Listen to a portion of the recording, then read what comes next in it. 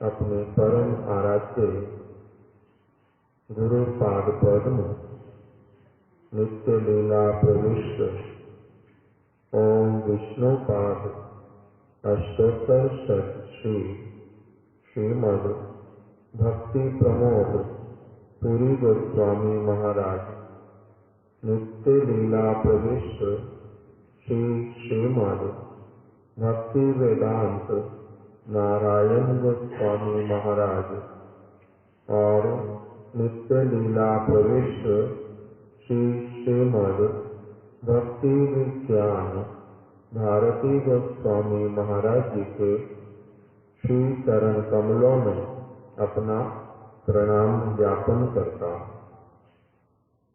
तत्पश्चात समस्त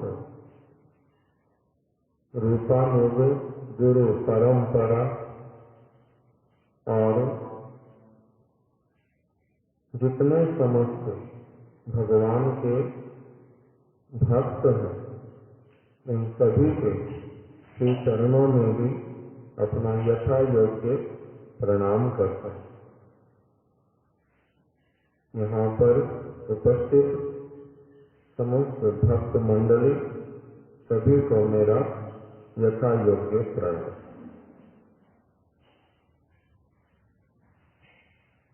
हम लोग अभी यहाँ पर 2-3 दिन के लिए यहाँ पर जो उपस्थित हुए हैं उद्देश्य है श्री शिवरात्रि।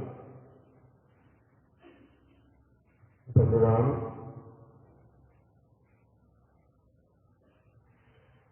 और उनके भक्त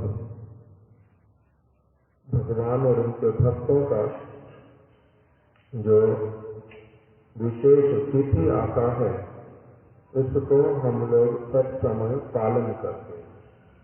जैसे कृष्ण जन्माष्टमी आने पर, राधा अष्टमी आने पर, राम नवमी आने पर, बलदेव पूर्णिमा आने पर, इन सारी तिथियों का क्या करते हैं? पालन करते हैं। कैसे पालन करते हैं? उत्सव इत्यादि मनाते हैं। तिथियां आने पर उसमें उत्सव मनाते हैं, आनंद महोत्सव मनाते हैं। उसमें उनका जो महिमा गुणगान करते हैं, सुनते हैं, उनकी महिमा को गुणगान करते हैं, सुनते हैं।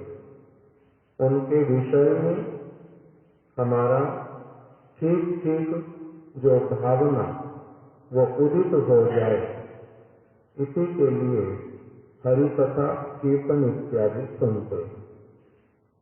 हमारे गुरुदेव का जन्म तिथि आता है, आविर्भाव तिथि, अथवा उनकी तिरोभाव तिथि आती है। जब वो इस जगत से जिस दिन चले गए उसको बोलते हैं तिरोभाव तिथि। इस जगत में जब प्रकट हुए हैं उसको बोलते हैं आविर्भाव तिथि।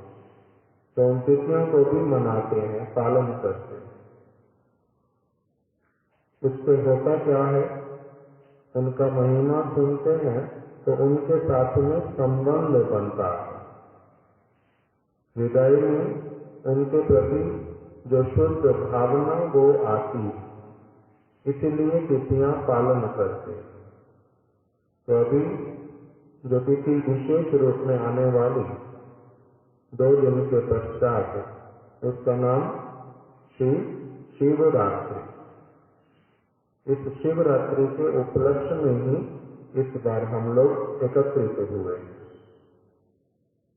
शिव जी की महिमा हम लोग कुछ ये 3 दिन में श्रवण करेंगे।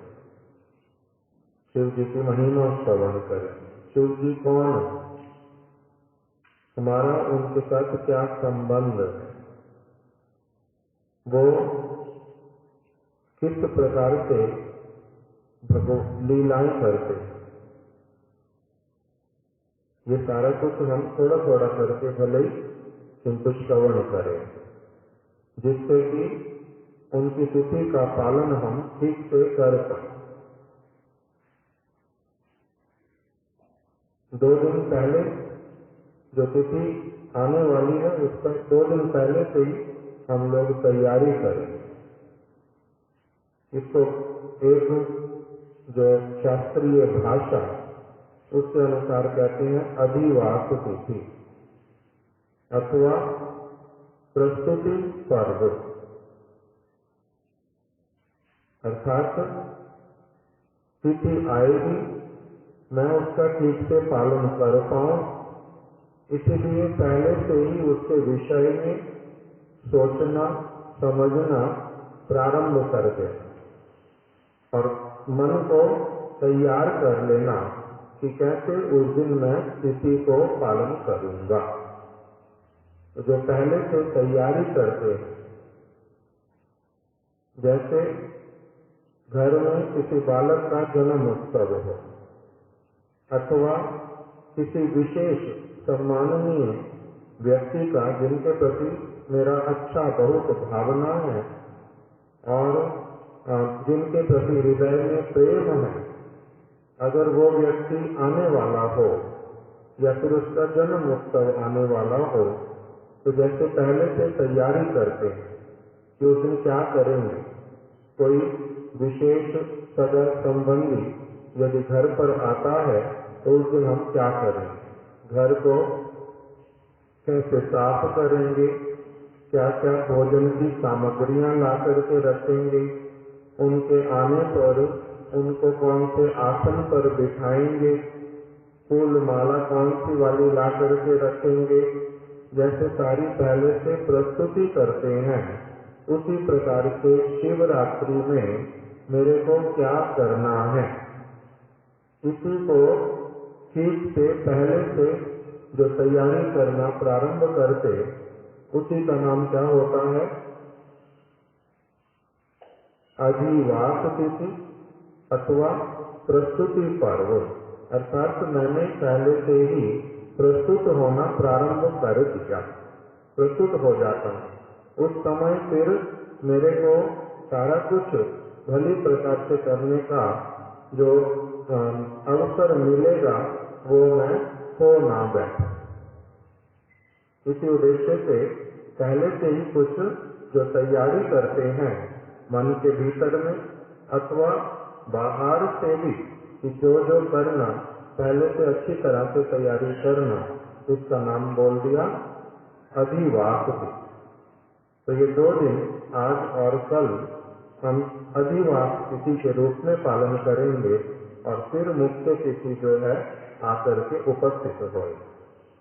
उस दिन क्या करेंगे, ऐसे तो जो यहाँ पर गोपेश्वर महादेव उनका अभिषेक इत्यादि करेंगे, स्वागत करेंगे कीर्तन के साथ में और अभिषेक इत्यादि करेंगे, उनको भगवान का भोग इत्यादि निवेदन करेंगे, वो हमारे प्रति प्रसन्न हो उसके लिए प्रार्थनाएं करेंगे। यही सारा कुछ तो करना। इसी उद्देश्य से शिवरात्रि का पालन करेंगे इस प्रकार से। तो उसी में अभिषेक करते समय क्या भावना होनी चाहिए, स्तुति जो है कौन सी वाली करेंगे, उस समय कौन सा कीर्तन करेंगे, कौन सी प्रार्थना करेंगे, कौन सा जल ला करके उस जल से उनका अभिषेक करेंगे, किस चीज से वो प्रसन्न होते हैं, ये सारा कुछ पहले से सोच करके रखेंगे।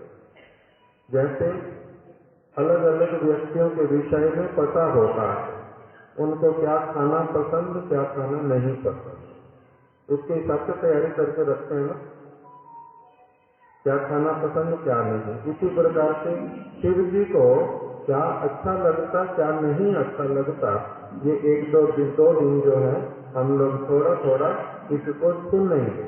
हम लोगों ने तो उनको देखा नहीं है कभी भी, उनसे हमारी भेंट नहीं हुई, उनके विषय में अधिक कुछ पता नहीं है, क्या खाते हैं उनको क्या पसंद ये भी नहीं पता, किस स्थान पर बैठना पसंद करते हैं, बातचीत किससे पसंद करते हैं करना, ये सारा कुछ जो है समझने का पाठ है। इसी को समझने के लिए ही हम लोग इकट्ठे बैठे। शिव जी भगवान के भक्त और जो उनके संपर्क में आता है वो उसको भगवान की भक्ति करने के लिए प्रेरणा देते हैं, उनको आगे बढ़ाते हैं कि आप भगवान की भक्ति करो, उनका सहायता करते हैं, उनकी सहायता करते हैं। अपने हाथ में क्या पकड़ते हैं शिव जी? माला पकड़ते हैं। उनके माला में जप करते हैं भगवान के नामों का। पंचमुखी राम नाम जपे त्रिपुरारी। जो शंकर जी हैं वो अपने 5 मुखों से अर्थात सब समय बड़े आनंद के साथ में भगवान का नाम कीर्तन करते और अपना हृदय का बंधु किसको मानते हैं? जो व्यक्ति भगवान का गुणगान गाता है, भगवान का नाम लेता है, उसको वो अपना मानते हैं। उन्हीं के साथ में ही वास करना सबसे अच्छा समझते हैं। शिव जी के जटाओं में गंगा जी है। गंगा जी को धारण किया था शिव जी ने। गंगा जी को धारण करने का उद्देश्य क्या था?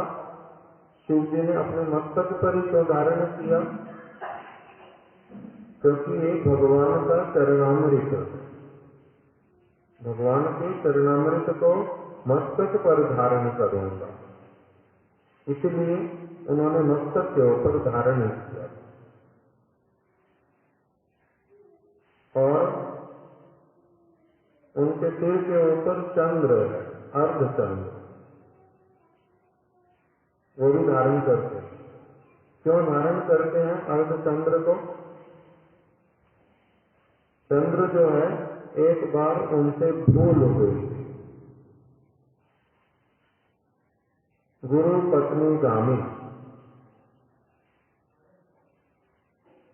उन्होंने अपनी गुरु की पत्नी के ऊपर कुदृष्टि रखी, जिसके कारण गुरु ने श्राप दे दिया जो जाओ तुम्हारे को क्षय रोग हो जाए। क्षय रोग क्या होता है? उसके कारण तुम्हारा अस्तित्व जो है पुनः पुनः बदलता रहेगा। क्षय रोग हो गए,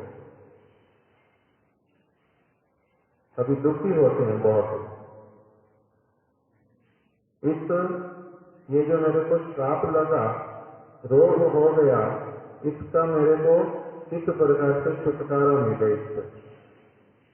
इसी कारण से सब जगह पर आते जाते रहे। जब शंकर जी से भेंट हुई तब शंकर जी को प्रार्थना किया कि मुझे बहुत कष्ट होता है, मैं इस क्षय रोग से दिन रात दुखी रहता हूं, आप कृपा करके मेरे को कोई उपाय बता दो जिससे मेरा ये रोग जो है ये चला जाए। शंकर जी ने कहा मेरे को ये तो नहीं पता तुम्हारा रोग कैसे ठीक होएगा, किंतु इतना बता सकता हूं कि यदि तुम भगवान का नाम कीर्तन करोगे तब समय के लिए भगवान के भक्त लोग जहां पर कथा करते हैं उस कथा को सरल हृदय से यदि सुनोगे तब समय तुम्हारा ये रोग रहने पर भी तुम्हारे को दुखी नहीं कर पाएगा, कोई पीड़ा नहीं दे पाएगा, ये मैं तुम्हें कह सकता हूं। तो चंद्र ने वही किया। भक्त जहां पर भी कथा करते शुद्ध रूप में, भगवान की कथा शुद्ध रूप में जो करते, वहीं पर चंद्र जाकर के बैठते। शंकर जी के मुख से भी भगवान की कथा सुनते, भगवान कृष्ण की, भगवान रामचंद्र की, उनसे कथाएं सुनते और कथा सुन करके उसको धारण करते, कीर्तन करते, बैठ करके नृत्य करते, भक्तों के साथ में कीर्तन करते करते सुध बुध खो बैठते जगत को। और वही हुआ कि कथा जो भगवान की सुनते, उसके द्वारा उनको रोग का कोई पता ही नहीं चलता, बिल्कुल भी कि रोग है भी। इसे सब समय निरंतर वही करने लगे। और शंकर जी को आकर के एक दिन प्रार्थना किया, ये प्रभु आपने जो बात कही थी परम सत्य, मेरे को कोई भी ताप नहीं प्राप्त होता, ये रोग मेरे को बिल्कुल नहीं सताता। मैं सब समय भगवान का कीर्तन, कथा श्रवण करता हूँ, कीर्तन करता हूँ, स्मरण करता हूँ, उसी में लगा रहता हूँ। शंकर जी ने कहा मैं तो तुमने मुझे कृतार्थ कर दिया, धन्य कर दिया। तो उन्होंने कहा कि नहीं नहीं, आप मेरे गुरु तुल्य। शंकर जी को कहा चंद्र ने कहा आप मेरे गुरु तुल्य, इसलिए मैं आपके चरणों में प्रणाम करता हूं। और शंकर जी ने क्या कहा कि जो व्यक्ति भगवान का नाम कीर्तन करने में सिंसियर हो जाता है,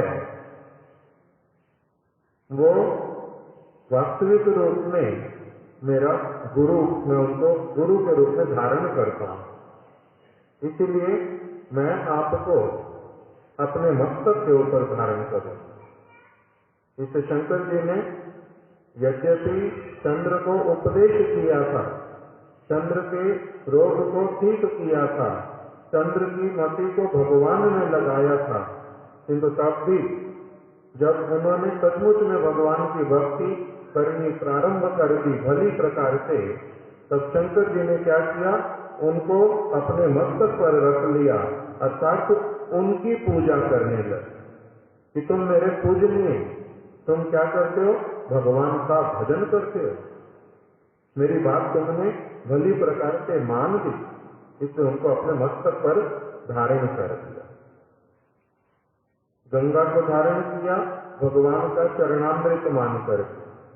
चंद्र को मस्तक के ऊपर धारण क्यों किया, उनको भी अब ये भगवान के शुद्ध भक्त बन गए, इसलिए मेरे कहां पर रहने के योग्य हैं, मस्तक पर। इनका चरण मेरे मस्तक पर रहना चाहिए, उनके चरणों को अपने मस्तक पर लगाते। और शंकर जी जो हैं वो अपने शरीर में क्या करते हैं, धूली लगा करके रखते हैं, क्या बोलते, भस्म। वो जो भस्म है वो क्यों, कहां की भस्म है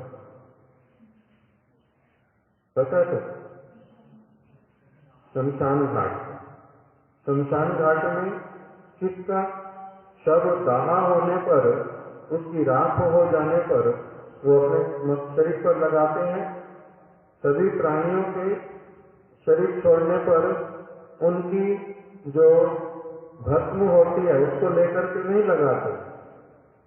जो लोग सारा जीवन, पवित्र जीवन भगवान का नाम करते हैं, संसार के विषयों में नहीं पड़ते, जो मद्य मांस इत्यादि कभी नहीं लेते, जो किसी के साथ में भगवान की भक्ति करने के कारण जिनका किसी से जगत में ईर्ष्या, द्वेष, कपट करना, किसी को कष्ट पहुंचाना, जो ये कार्य बिल्कुल भी नहीं करते कभी भी,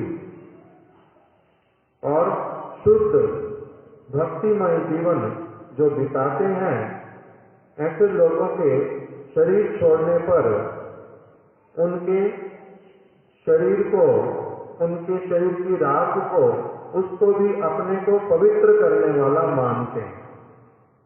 इसीलिए उनके शरीर की जो राख होती है उसको मलते हैं, न कि जिस किसी के भी शरीर के जलने पर उसकी राख को ले लेते, उसको नहीं लेते। बहुत सारे लोगों को तो जीवित अवस्था में भी अपवित्र माना जाता है, और कोई कोई ऐसे होते हैं जिनके मरने पर भी उनके शरीर को अपवित्र जगत के लोगों के द्वारा मानने पर भी ये शंकर जी जो हैं उनके उस शरीर को भी बहुत पवित्र मानते हैं और उनकी राख को लेते हैं। ऐसे तो मरे हुए व्यक्ति के शरीर को अपवित्र माना जाता है। इसलिए जब कोई मर जाए और उस घर में पहुंच जाओ जहां वो मरा, हाथ भी भले मत लगाओ, शमशान घाट में पीछे पीछे चल के गए, हाथ लगाया नहीं, कुछ नहीं किया, तब भी क्या करना पड़ता है? स्नान करो, वस्त्र परिवर्तन करो। क्यों? क्योंकि मृत व्यक्ति के साथ गए थे, वो शरीर अपवित्र हो गया, आत्मा उसमें से निकल गई। प्राण जिस शरीर में नहीं है वो कैसे वाला शरीर है? अपवित्र, मल मूत्र मांस मज्जा इत्यादि का फैली, वो अपवित्र है, आत्मा ही नहीं उसमें। इसलिए मरे हुए शरीर को अपवित्र मानते हैं। किंतु जो भगवत भजन करता है उसके जीवित शरीर का तो कहना ही क्या, उसके मृत शरीर का एक एक कण भी जो है वो पवित्र माना जाता है। माना जाता है मतलब पवित्र हो जाता है, होता है वास्तविक रूप में, वो पवित्र होता है। इसलिए उस प्रकार के व्यक्ति का शरीर जो भगवान का भजन करता है, जिसका पवित्र जीवन, उसके मरने पर उसकी राख को लेकर के शंकर जी अपने शरीर पर मलते, उसको पवित्र मानते हैं। जो ये मेरे को क्या करेगी? ये मेरे को भगवान का स्मरण कराएगी, ये भगवान के भक्त की मृत देह का धूली रज, उसको इसलिए धारण करते, न कि साधारण किसी मनुष्य का। साधारण किसी मनुष्य का नहीं लेते।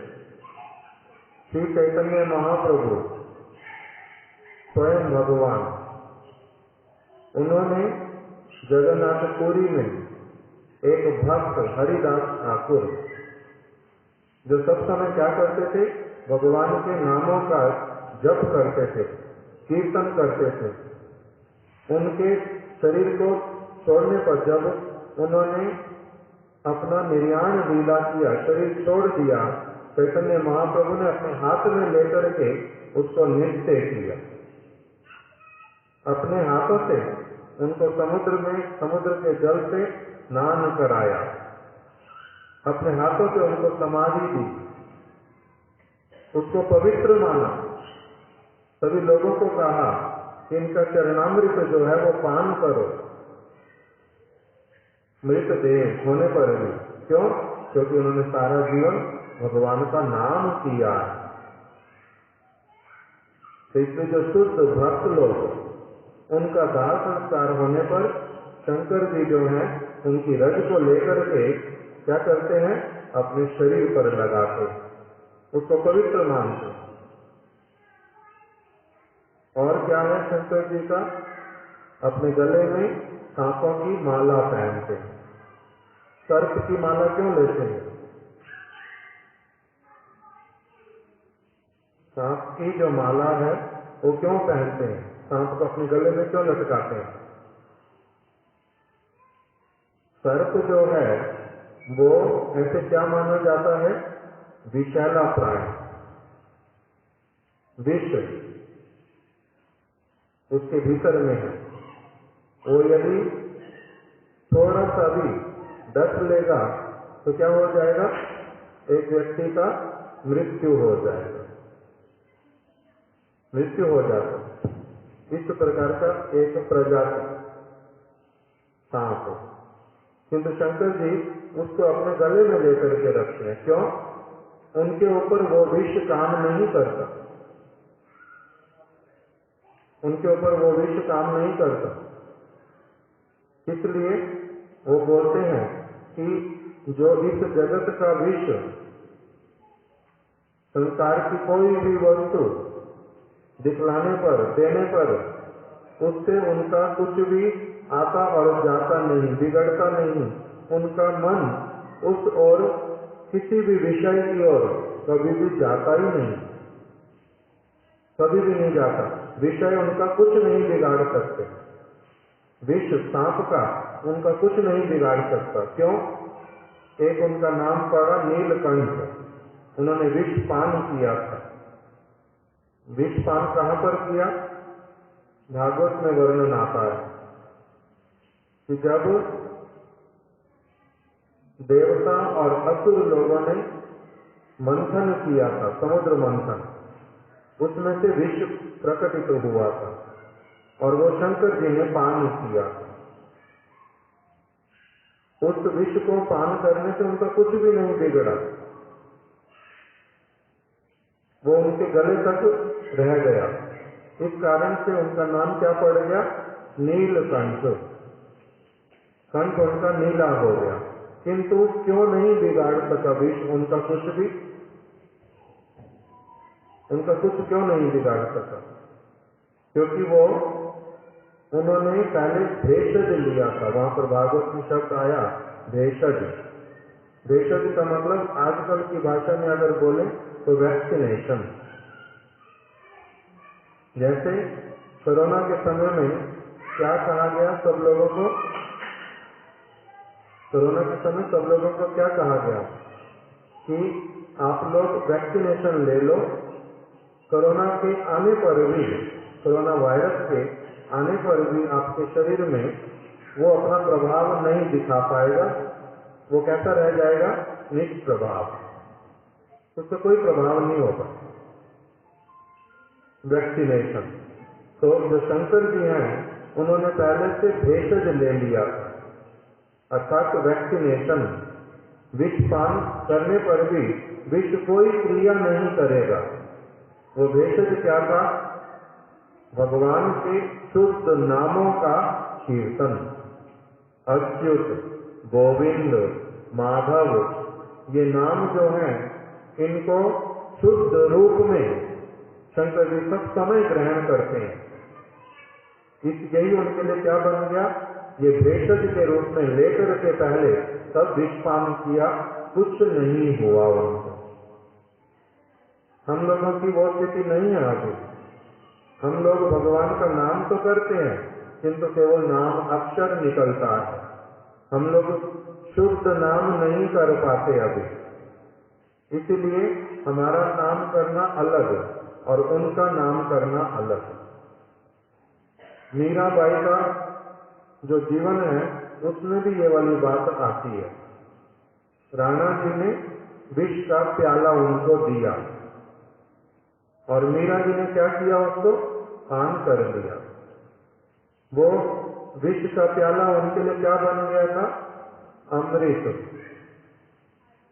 इसलिए क्योंकि जब उसको दिया तो उसको क्या कहा था? ये चरणामृत है भगवान कृष्ण का, ले लो, इसको पान कर दो। और उसने भगवान का चरणामृत बड़े आनंद से लेकर के पान किया।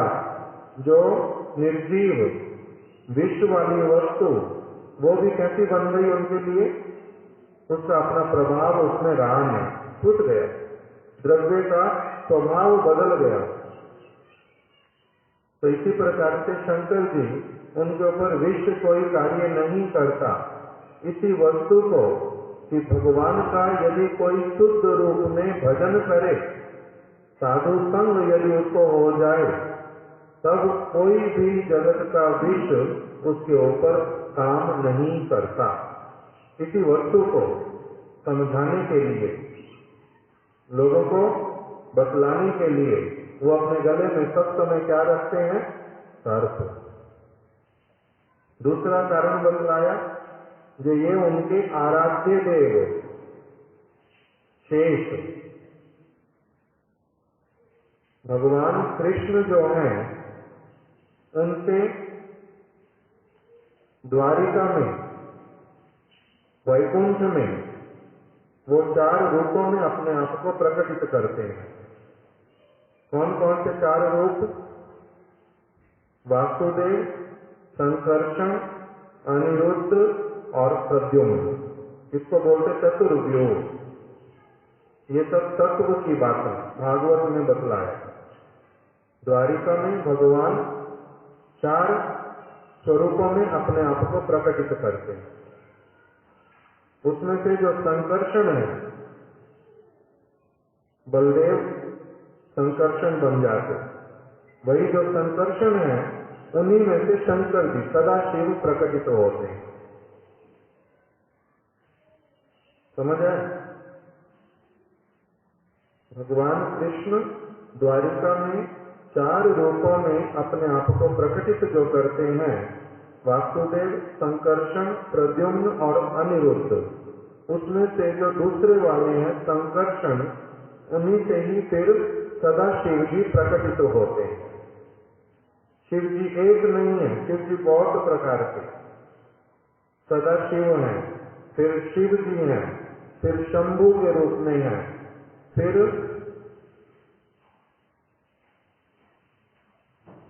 रुद्र के रूप में हैं। इस प्रकार से उनके बड़े सारे स्वरूप शंकर जी के। तो जो सदाशिव जी हैं वो क्या है?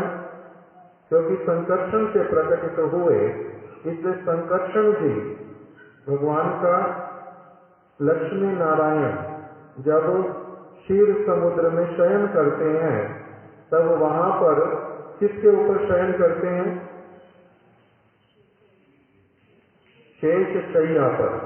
शेष मतलब वहां पर उनके बड़े सारे क्या हैं? सर्प के क्या बोलते हैं? फने, फण, बहुत सारे फण अपने वो प्रकटित करके 1000 फण वाले होकर के वो अपना शरीर जो विस्तार करते हैं, उसी के ऊपर भगवान शयन करते हैं। तो जो ये भगवान है संकर्षण शेष, जो सर्प के आकार में, किनको अपना आराध्य मानते हैं शंकर जी, इसलिए उनको अपने कंठ में रखते हैं। अर्थात जो जिनसे उनका प्राकट्य हुआ, जिनकी आराधना करते हैं, उनका सब समय गुणगान गाते हैं अपने कंठ से, उनको अपने कंठ में रखते हैं। कंठ में रखने का मतलब क्या होता है? जो उनके उपदेशों को, संकर्षण जी के उपदेशों को, बलदेव जी के उपदेशों को, भगवान कृष्ण के उपदेशों को सब समय अपने कंठ में रखते हैं, उसी का बार बार कीर्तन करते हैं, बार बार कीर्तन करते हैं, उन्हीं की वाणी को ही अपने कंठ में रखते हैं। इसलिए हमारा एक ऐसा वाला ग्रंथ है जिसका नाम है गौड़ीय कंठ हार। हार के रूप में क्या कर लो? कुछ भगवान के वचनों को रख लो। तो इसी प्रकार से जो शंकर जी हैं, अपने गुरुदेव संकर्षण के वचनों को ही सब समय अपने कंठ में धारण करते हैं। इसी का ही जो प्रतीक वो क्या है? ये सर्प विद्या जो अपने गले में वो धारण करते हैं। जो मेरे गुरुदेव संकर्षण शेष के रूप में उनको अपने कंठ में धारण करते। इनके हाथ में एक माला रहती है सब समय शंकर जी। कौन कौन सी चीजें अभी हमने सुन ली? एक, अपने हाथ से माला जप करते हैं। दूसरा क्या सुना? मस्तक पर भगवान का चरणामृत गंगा धारण करते हैं। तीसरा, भगवान के शुद्ध भक्त चंद्र को अपने मस्तक के ऊपर धारण करते हैं और अपने शरीर के ऊपर शुद्ध भक्तों के दाह संस्कार होने पर उनकी जो धूली है, भस्म है, उसको लेके अपने शरीर पर लगाते हैं और अपने कंठ में अपने गुरु की वाणी को रखते हैं। जगत की कोई भी चीज उनको लुभा नहीं सकती, उनका मन किसी और चीज में नहीं जाता। ये वाली 4-5 बातें उनकी सुन।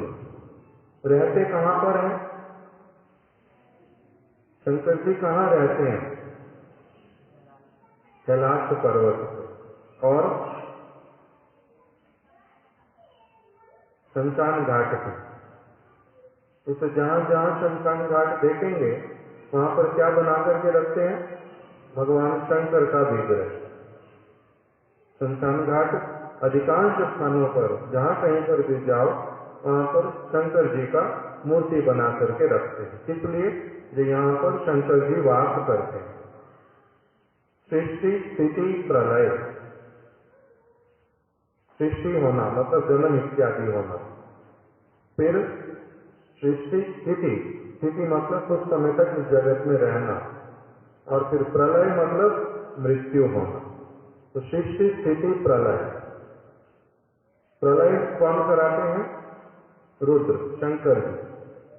इसलिए उनको शमशान घाट पर बिठाते हैं कि वहीं वो वास करते हैं। वहां वास करने का अर्थ क्या है कि जगत की कोई भी वस्तु साथ में हम लेकर के जाएंगे नहीं। यहाँ का जो सारा कुछ है, जितना आवश्यक शरीर इत्यादि के लिए, अपने आप को केवल इस जगत में रखने के लिए जो अनित्य स्थान है, टेम्परेरी स्थान है, वहाँ पर जो आवश्यक वो कार्य करो, किंतु उसमें आसक्ति मत रखो। क्यों? क्योंकि यहाँ से कुछ भी लेकर के नहीं जा सकते। इसीलिए ये बात सिखाने के लिए वो कहाँ पर वास करते हैं? शमशान घाट पर। और कैलाश पर्वत पर वास करते हैं का अर्थ क्या है? ऐसा स्थान जहाँ पर मुझे संसार की कोई वस्तु ना तो दिखाई दे ना मुझे सुनाई दे। ऐसे लोग जो जिनको भगवान ने जन्म दिया, शरीर दिया, वस्तुएं दी, वो भगवान को कभी भी स्मरण नहीं करते और सब समय केवल मात्र पागल की भांति संसार की चीजों में ही पड़े रहते हैं।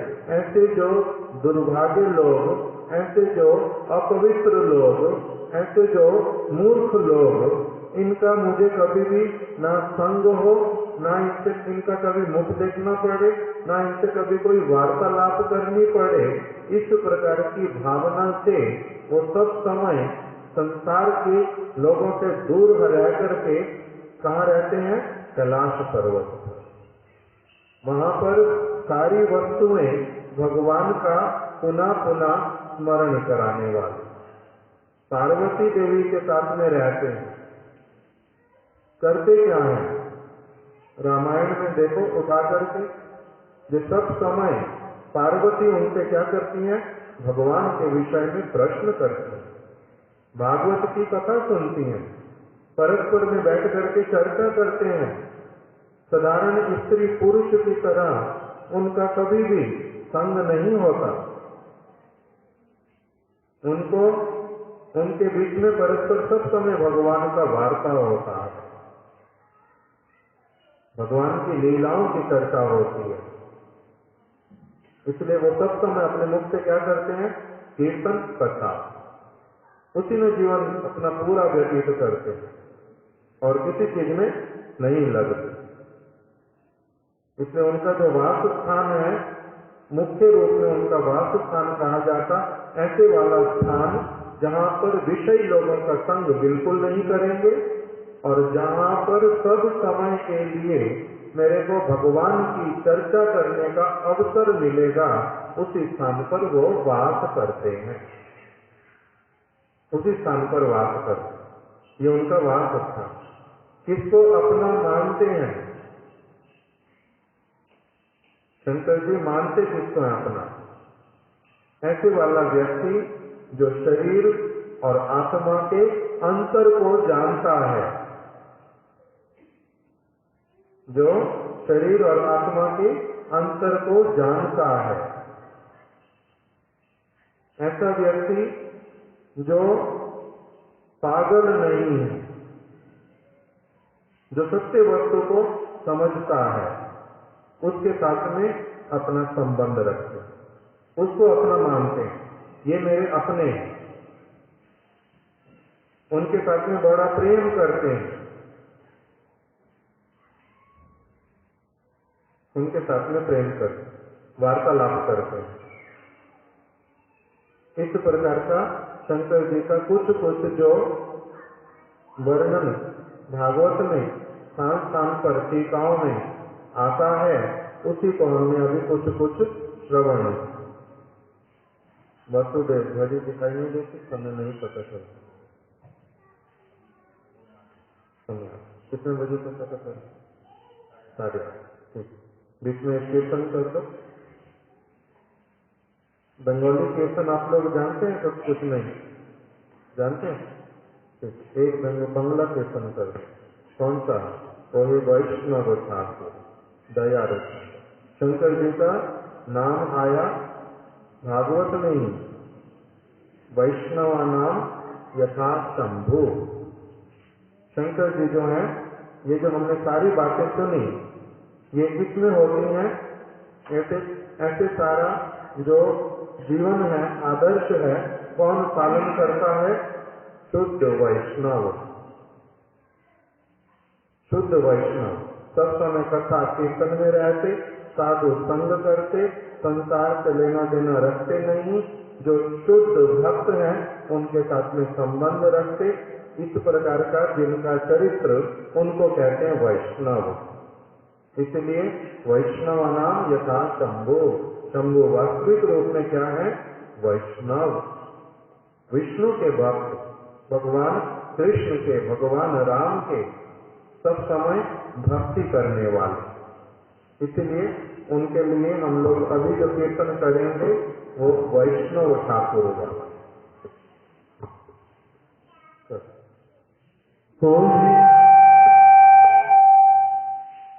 उस तरफ में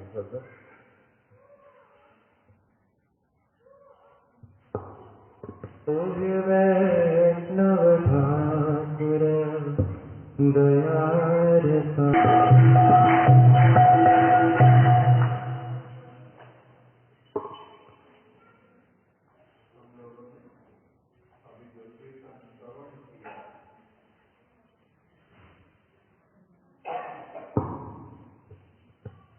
हम लोगों ने जो अभी कीर्तन श्रवण किया, इसमें क्या बतला रहे हैं?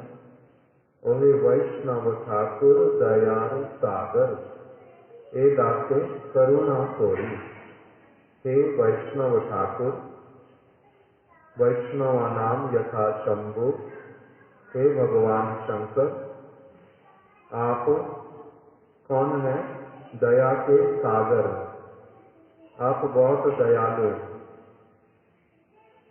वैष्णव ठाकुर दयारु सागर, जो व्यक्ति भगवान का भजन करता है, वैष्णव बन जाता है, अर्थात भगवान के वचन के अनुसार अपना जीवन यापन करता है।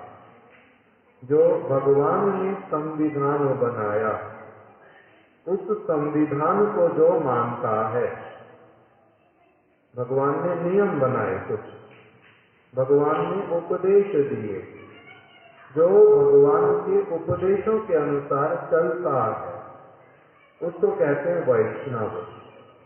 तो उसी के लिए कह रहे हैं, ओए वैष्णव ठाकुर, हे शंकर जी, आप तो भगवान कृष्ण के द्वारा जो संविधान बनाया गया, जो चीज उन्होंने करने के लिए कही, आप वही सारी चीजें करते हैं, और जो उन्होंने निषेध किया, आप पूरी तरह से उसमें से कोई भी कार्य नहीं करते।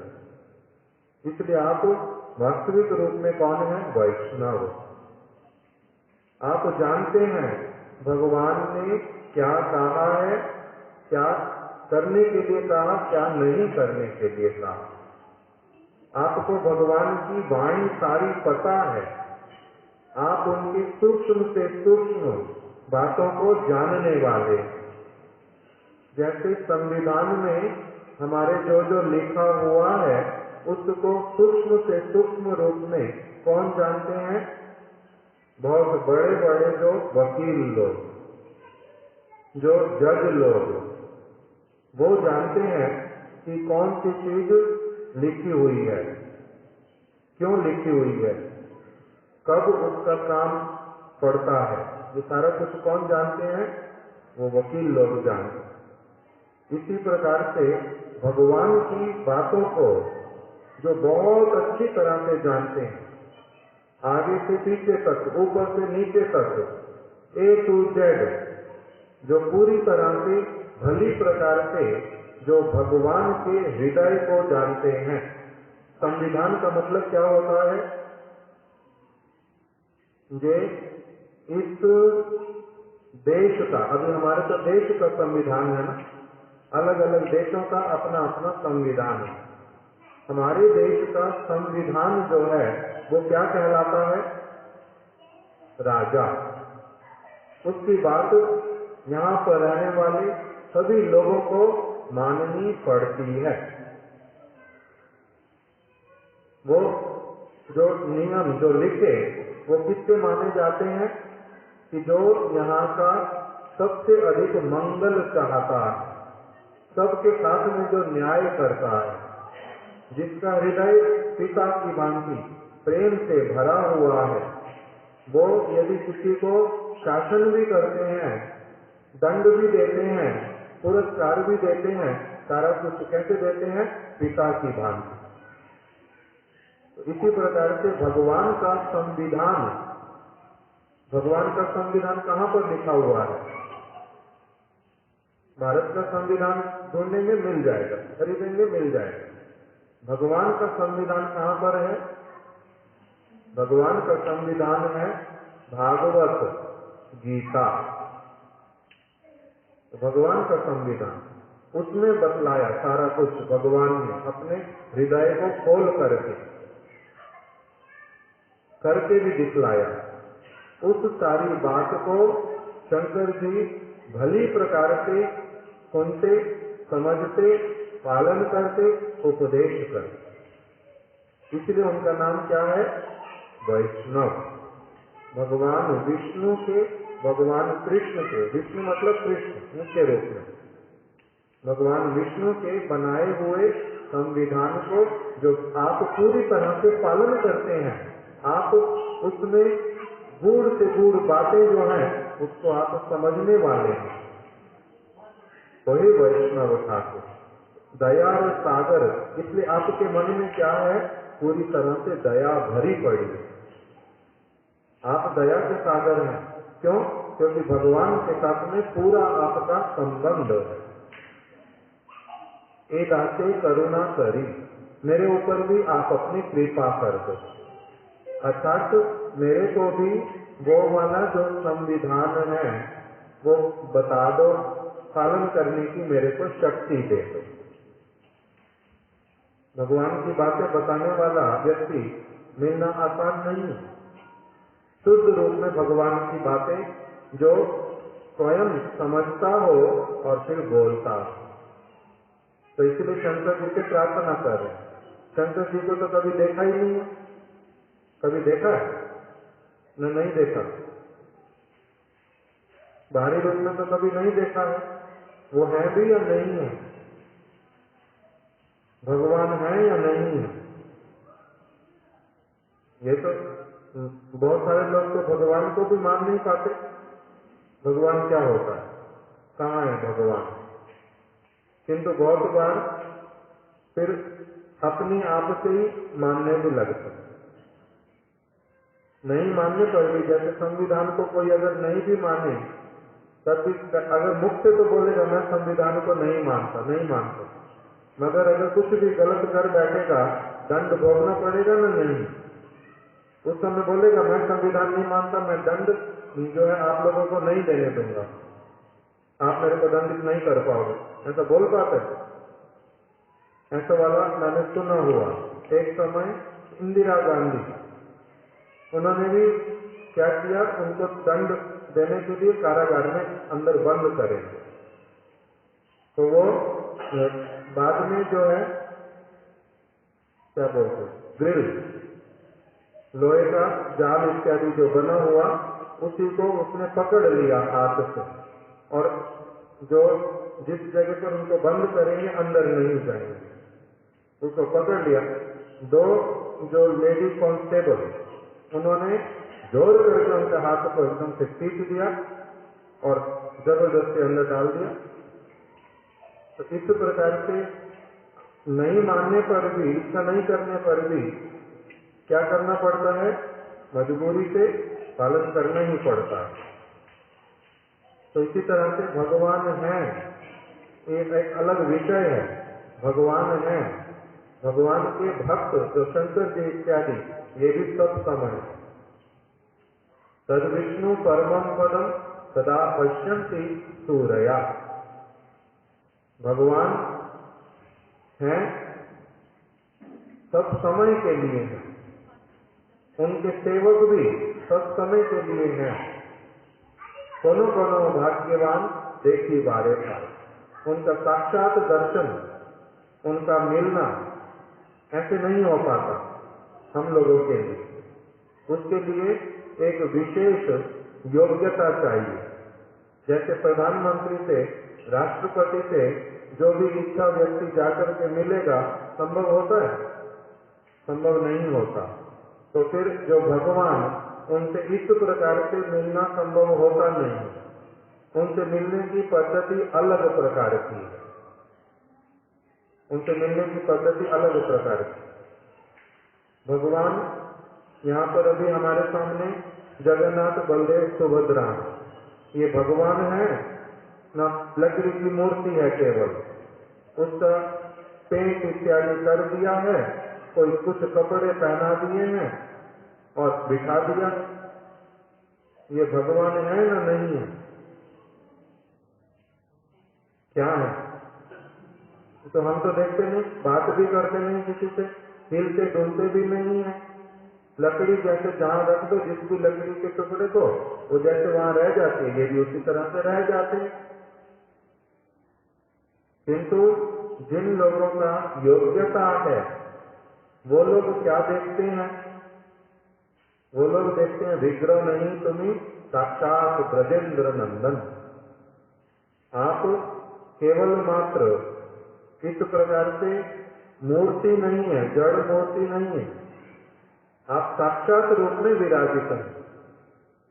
इस मूर्ति के भीतर में जगन्नाथ बलदेव सुभद्रा है, कहते ये बात नहीं है।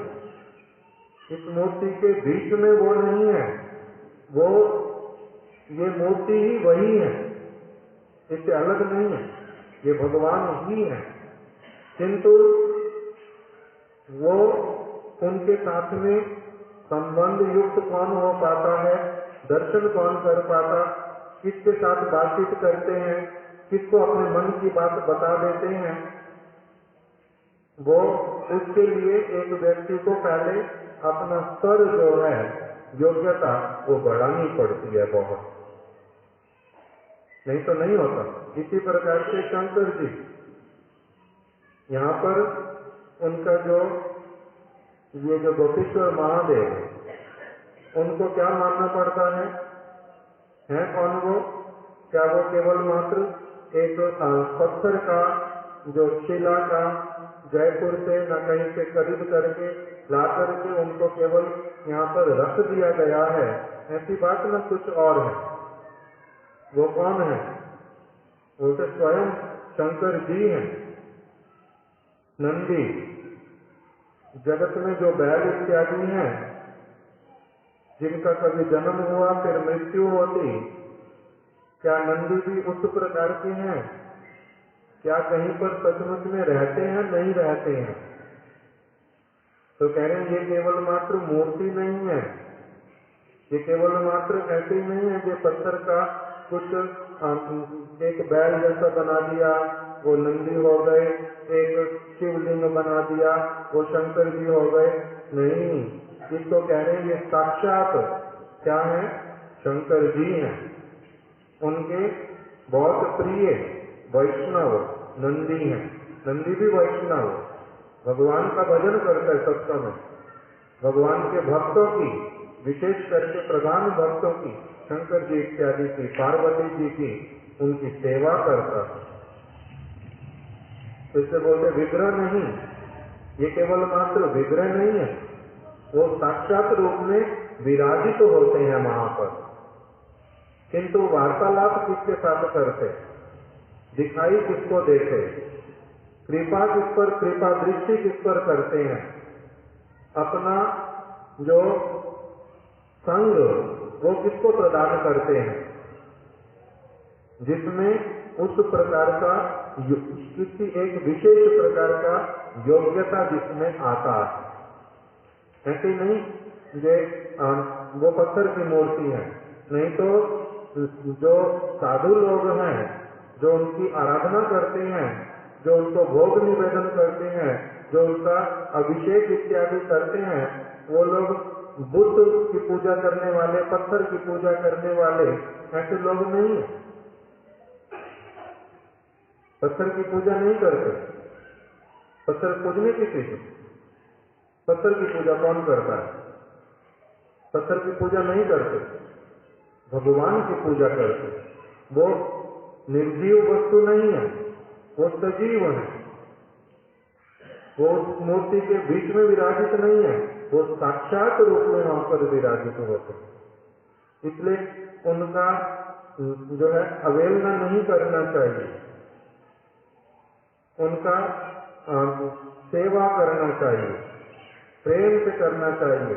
तब वो अपने आप को, एक व्यक्ति को अपने आप को उस व्यक्ति के सामने प्रकटित करते हैं। प्रेमांजन सुरित भक्ति विलोचनेन संता सदैव हृदयेषु विलोकयन्ति। जब प्रेम रूपी अंजन आंखों पे लगा लेते हैं, किसी के लग जाता है, तब वो उनको देख पाता है, नहीं तो नहीं देख पाते, नहीं तो वो दर्शन नहीं देते। उनके लिए वो बुत बन के बैठे हैं। जैसे घरों में बोलते ना, हमारे घर में बोलते थे, जिस दिन माता जी थोड़ी सी नाराज पिताजी से, बात नहीं करेंगे उनसे ठीक से, तो बोलते थे बुत बन करके क्यों बैठी है, बुत बन के क्यों बैठी है, बात क्यों नहीं करती। तो बुत बनने का मतलब क्या होता है? नाराज होना, बातचीत नहीं करना, यही तो हुआ। तो इसी प्रकार से भगवान जिनके साथ बातचीत नहीं करते, शंकर जी जिनके साथ बातचीत नहीं करते, जिनके सामने एकदम से बुत बन करके बैठे रहते हैं, मतलब न हिलना, न डुलना, न बात करना, न देखना, न सुनना, उसके प्रति मतलब क्या हुआ? उसके प्रति प्रसन्न नहीं है। सभी ऐसा करते हैं, जिसके प्रति प्रसन्न हो जाते हैं उनको अपना क्या करते हैं? दर्शन देते, बातचीत करते, सब कुछ करते। तो इसलिए उनको उनके विषय में, उनसे संबंध होने के लिए, करने के लिए, उनको प्रसन्न करने के लिए जो जो काम करने पड़ते, अगर हम वो करेंगे तो अवश्य ही वहीं पर ही वो क्या करते हैं? दर्शन देते हैं। वैसे वाले काम करने पड़ेंगे तो इसलिए हमारे जो प्रभुपाद जी श्रीमद् भक्ति सिद्धांत सरस्वती गोस्वामी ठाकुर, वो कहते थे कि देखो, भगवान को कभी भी अपनी आंखों से देखने की चेष्टा मत करो, काम ऐसे वाले करो, भगवान अपनी आप से तुम्हें तुम्हारे पास आ जाए और तुम्हारे को अपने दर्शन दे। काम ऐसे वाले करो, काम अच्छे करो, भगवान अपने आप दर्शन देंगे। भगवान है, सारे शास्त्र बोल रहे, सभी साधु लोग बोल रहे, वो अपने आप से दर्शन देंगे। और हमारे महाराज जी एक बात बोलते थे कि केवल मात्र साधु को ये कहने से, शंकर जी तो साधु के रूप में अभी हम बात कर रहे हैं ना, वैष्णवानाम यथा शंभु। तो कह रहे हैं कि साधु के पास जाकर के केवल ये कहने से कि महाराज कृपा करो, गुरुदेव कृपा करो, शंकर जी मेरे ऊपर कृपा करो, केवल कहने से कृपा करो कृपा करो कृपा नहीं मिलती, कहने से कृपा नहीं मिलती। तो कहते फिर क्या करना पड़ता है? कहते काम ऐसे करने पड़ते ये कृपा अपनी आप आ जाती है। काम ऐसे करने पड़ते, जैसे कोई बच्चा बहुत अच्छी पढ़ाई करता है तो अपनी आप से सरकार के लोग जो हैं वो उसके घर पर पहुंच जाते हैं। आगे तुम पढ़ाई क्या करना चाहते हो, तुम्हारे को पैसे चाहिए, हम तुम्हारी सहायता करेंगे, तुम्हारे को जहाँ कहोगे वहां पर एडमिशन करा देंगे। ये अपने आप आते ना, बच्चा जाता उनके पास। बहुत बार सरकार के लोग अपनी आप बच्चे के पास में पहुंच जाते। सुना होता है सारा कुछ।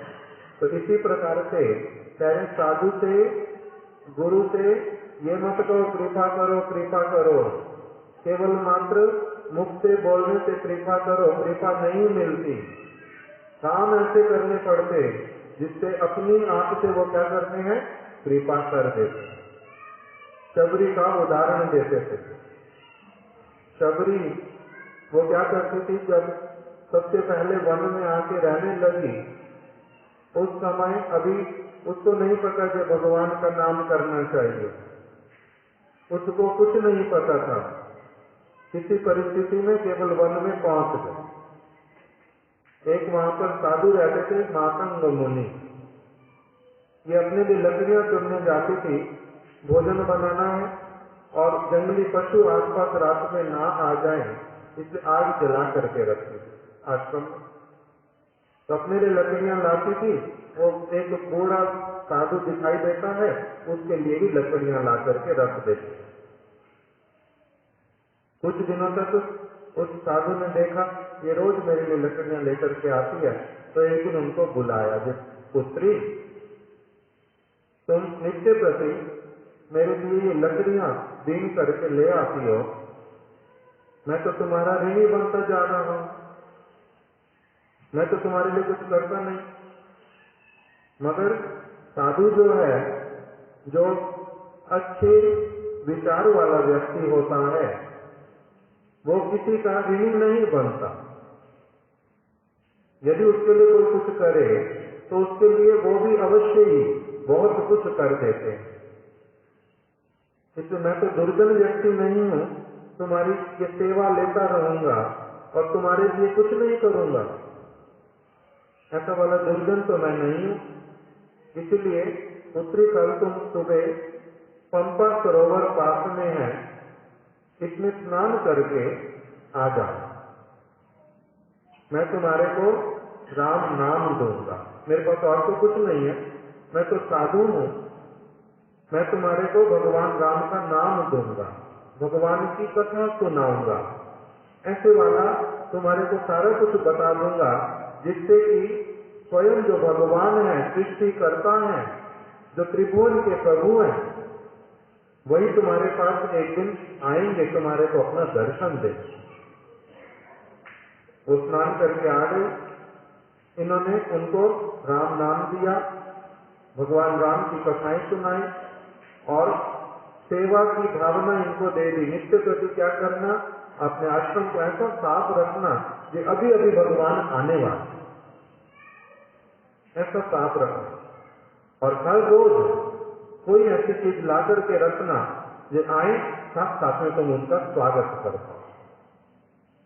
तो ये सारा उपदेश दिया और एक दिन आया, भगवान राम आए, शबरी के ऊपर कृपा किया, दर्शन दिया, उनके साथ में बैठे, वार्तालाप किया, उनके झूठे बेरों को दिखा लिया।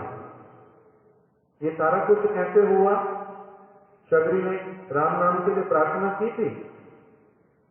प्रार्थना तो नहीं की थी राम नाम के लिए, प्रार्थना तो नहीं की थी मेरे को ऐसा उपदेश करो, प्रार्थना नहीं की थी मेरे को ऐसा वरदान दे दो जो भगवान राम मेरे को दर्शन दे। मगर उसका काम अपने आप से कैसे वाला हो गया? लकड़ी ला करके देना काम ऐसे वाला हो गया जिससे साधु की कृपा अपने आप मिल गई। साधु ने अपना प्रभाव उसको दिखला दिया। साधु ने अपना जो हृदय का धन था भगवान राम वो उसको दे दिए। उसने ऐसे काम किए। तो ऐसा काम करना पड़ता है जिससे कि भगवान और भगवान के शुद्ध भक्त शंकर जी जैसे वो हमारे ऊपर कृपा कर दें, हमारे सामने आ जाएं, हमारे को अपना संग दे दें और जिसके प्रभाव से फिर हमारा जीवन जो है वो उज्जवल, पवित्र, निर्मल, भक्तिमय और शुद्ध ये हो। इसलिए प्रार्थना करें, ओहे वैष्णव ठाकुर दया रस सागर ए दाते करुणा करी, मेरे प्रति कृपा कर दो। मैं ऐसे वाले काम करना चाहता हूँ, सुनना चाहता हूँ जिससे कि भगवान मेरे प्रति प्रसन्न हो जाए। ऐसे वाला काम करूं, भगवान मेरे को दर्शन दे, भगवान मेरे से बात करे, भगवान मेरे को अपना बना ले, मेरे साथ में बैठ जाए, मेरे साथ में उनका कुछ जो है संबंध हो जाए सब समय के लिए। ऐसी वाली प्रार्थना करते हैं। कृष्ण से तोमार, भगवान आपके हैं, आपके माध्यम से ही मेरे को भी मिल सकते हैं, नहीं तो मेरे को कहां से भगवान मिलेंगे। इस प्रकार की प्रार्थनाएं कर रहे हैं शंकर जी के चरणों कि आप वैष्णव ठाकुर हैं, आप मेरे को अपना सत्संग प्रदान करो। छाया देगा दही मेरे, आप मेरे को अगर अपना संग प्रदान करोगे ना तभी मेरा क्या होगा, काम क्रोध लोभ मोह मद मात्सर्य इत्यादि ये सारा मेरा दूर होएगा। जो मेरे क्या है, सारे मेरे दोष हैं, जो अनर्थ हैं, ये सारे दूर तभी होंगे। नहीं तो मेरा क्या होता है, छोटी छोटी चीज देख करके लोभ हो जाता है, चोरी करने की इच्छा हो जाती है, लोगों को धोखा देकर के उनकी चीज अपना बनाने की इच्छा कर जाती है, क्रोध आता है मेरे को इस चीज का, जो चीज चाहता हूँ नहीं मिले, अगर कोई उसमें बाधा दे मेरे को उसके ऊपर क्रोध आता है बहुत अधिक। किंतु मेरे को ये चीजें चाहिए ही नहीं, इसके बिना मेरा आराम से चलता है। ये सारा कुछ मेरे को समझ कब आएगा, जब आप मेरे को अपना संग देंगे।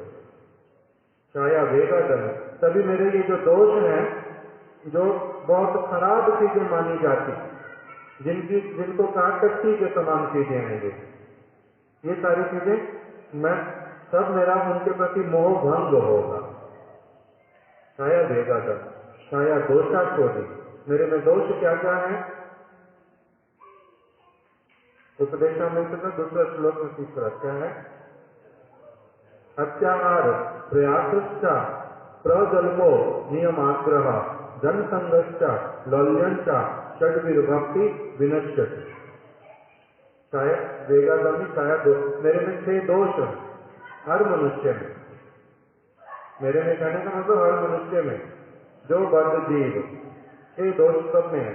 अत्याहार, हम क्या करते हैं, आवश्यकता से अधिक सारी वस्तुओं का आहार करते हैं, बहुत आवश्यकता से अधिक संभाल करके रखते हैं। प्रयास प्रजल्प करते हैं, बहुत व्यर्थ के प्रयास करते रहते हैं, ऐसे काम सारे करते रहते जिसका कोई मतलब ही नहीं होता। जैसे एक छोटा बच्चा, कभी वो मिट्टी इकट्ठी करता, कभी उसके द्वारा कुछ बनाता, कभी पुतले इधर से उधर करता, कभी किसी के लिए छोटी छोटी चीजों के लिए लड़ाई करता, वैसे वाला ऐसे प्रयास करते रहते। प्रजल्पो, फालतू की बातें करता रहता हूं। प्रजल्प का मतलब क्या है, ऐसी वाली सारी बातें, ऐसी सारी बातें जो हवा में करते रहो, व्यर्थ की बातें, व्यर्थ की बातें सुनना, देखना, बोलना, उसमें बड़ा मजा आता है। निंदा चुगली करना, उसमें बड़ा मजा आता है। किंतु भगवान की बात करना, आत्मा की बात करना कितनी देर तक करनी। हमारे गुरुदेव बोलते थे, जैसे ही भगवान की बातें करोगे थोड़ी देर उसी में आलस आएगा, नींद आएगी सबको, और जैसे बात करोगे ना, तुम्हें पता है पड़ोस में ये वाले व्यक्ति ने दूसरे के घर में जाकर के लड़ाई की बहुत से, उस समय एकदम से नींद आते आते अपने आप खुल जाएगी पूरी, भले पूरा थके हुए। इसका नाम प्रजल्प। ये प्रजल्प करने में हमारा रुचि। अत्याहार प्रयास प्रजल को नियम आग्रह, हम लोगों ने नियम आग्रह सीख लिया, तुलसी में पानी देना चाहिए। बरसात का दिन बहुत पानी आ गया, तुलसी में इकट्ठा हो गया सारा, तुलसी उल्टा क्या कर रही है, पानी बहुत ज्यादा हो गया तो उल्टा खराब हो जाएगी, मगर मेरा नियम है तुलसी में तो पानी देना चाहिए। मैंने अपना 1 लोटा पूरा पानी का भर के उसके ऊपर डाल ही दिया, जो होता है वो मेरे को क्या लेना देना। शंकर जी, मेरा नियम है जल चढ़ाने का, ठंडा जल है ना गर्म है, मेरे को इससे क्या लेना देना। मैंने अपना आया उसके ऊपर मैंने अपना जल पूरा लोटा 1-2 लोटे अपने चढ़ा दिए। अरे भाई ये तो सोच लो कि मेरे को अगर उस प्रकार के पानी में हाथ लगाने से बड़ा ठंडा लग रहा है, मैं थोड़ा सा कोई शंख का जल भी जब ऊपर थोड़ा डालते हैं सर्दी में, वो कैसे लगता है, एकदम से ठंडा लगता है। और शंकर जी के ऊपर वही ठंडा पानी पूरा चढ़ा दिया तो कैसे लगेगा उनको। ये सारा तो हम सोचते ही सोचते नहीं, तो इसको बोलते नियम आग्रह।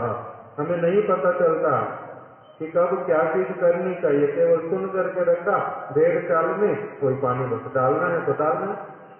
उल्टा सेवा क्या होएगी, ये तुलसी में उस समय पानी बहुत है अगर, तो जो पानी उसमें जमा हो रहा दिखाई दे रहा उसको सारा निकाल करके फेंक दूंगा, वो सेवा होएगी। क्यों, क्योंकि वो खराब हो रही है। शंकर जी को कौन से जल से स्नान कराऊंगा वो देखना पड़ेगा, तब ये वाला किंतु हम नहीं देख पाते, इसी को क्या बोलते नियम आग्रह, ये दोष हो जाता है। अत्याहार प्रयास प्रजल को नियम आग्रह जन संगश्चा, हम सब समय ऐसे लोगों का संग करते हैं जो हमारे को क्या करेंगे, केवल मात्र हमारा समय नष्ट करेंगे, जो हमारे को पारमार्थिक कोई लाभ नहीं देंगे। ऐसे लोगों का संग दुसंग कहलाता है, हम वही करते हैं। जो पुरुष और स्त्री, पुरुष स्त्रियों की बातें सुनते, स्त्रियां पुरुष की बातें सुनते, जहाँ पर वैसी कोई बात करेगा, वैसा कोई चित्र दिखलाएगा, वैसा कोई फिल्म दिखलाएगा, वो सारा देखने में हमारा बड़ा रुचि, उसकी बात सुनने में बड़ा अच्छा लगता, किंतु भगवान का बात सुनने में नहीं लगता। क्यों? इसी प्रकार के लोगों का संग जो है इसको बोलते जन संग, जन संगत। हम वही करते, लाल्यन, और सब समय लोभी, हर चीज में लोभी। प्रतिष्ठा मेरी होनी चाहिए, लोग मेरी वाहवाही करें, और मेरे को जनसंगत लाल्यन, लोग मेरे पास सोना बहुत अधिक हो, मेरे पास भूमि बहुत अधिक हो, मेरा पद बहुत बड़ा हो, इस प्रकार की सारी कामना हमारे में रहती। तो ये 6 दोष है हमारे में, इन 6 दोषों को एक साथ नाम क्या दिया, अत्याहार प्रयासश्चा प्रजल्पो नियमाग्रह जन संगश्चा लौल्यंचा षड विर्भक्ति विनश्यति। ये 6 चीजें होने से एक व्यक्ति भगवान की भक्ति नहीं कर पाता। वो क्या कहता है, उल्टा भगवान मेरी भक्ति करे। मैं सोना चाहता हूँ, मेरे को सोना मिले, चांदी मिले, जमीन मिले, जायदाद मिले, तभी तो भगवान, नहीं तो भगवान कैसे। हम उल्टा चाहते हैं। तो ये जो 6 चीजें शंकर जी को कह रहे हैं, छाया वेगागमी, छाया दोषा शोधी, मेरे ये 6 दोष चले जाएं, मेरा प्रजल्प बंद हो जाए, सब समय मेरी जीवा भगवान का नाम करे, मेरे कान सब समय अच्छी बात को सुने, साधु का संग करें। हे शंकर जी, आप मेरे को अपना दर्शन दो, संग दो, कृपा करो, मैं ऐसे काम करूं जिससे कि आप मेरे को अपना बना लो। इस प्रकार की सारी वहां पर प्रार्थनाएं करते हैं। ये प्रार्थना करने का नाम इस प्रकार से कि आप हैं, आप पार्वती जी के साथ निवास करते हैं, आप नंदी जी के साथ निवास करते हैं, भागवत की कथा करते हैं, आप अपना संग देते हैं विशेष लोगों को, आप मेरे को भी, मेरे ऊपर भी कृपा करो, मैं आपको पत्थर की मूर्ति ना देखूं, आपको साक्षात मानूं, उसी प्रकार से आपकी सेवा कर पाऊं, तब आप मेरे प्रति प्रसन्न हो जाओ। ये सारी प्रार्थना इस कीर्तन में की गई। इसलिए वो वाला कीर्तन अभी हम लोगों ने गान किया, ये आपके साथ मेरा संबंध हो जाए, आप कृपा।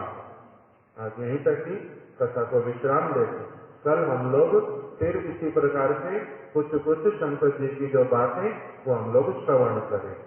ठीक। वैष्णवानाम यथा शंभु की जय, गोपेश्वर महादेव की जय, नंदी महाराज की जय। महामंत्र करो, आरती करो, आरती करो। सभी लोग एक साथ में खड़े होकर के आरती कर लेते हैं और इधर महामंत्र करो, खड़े होकर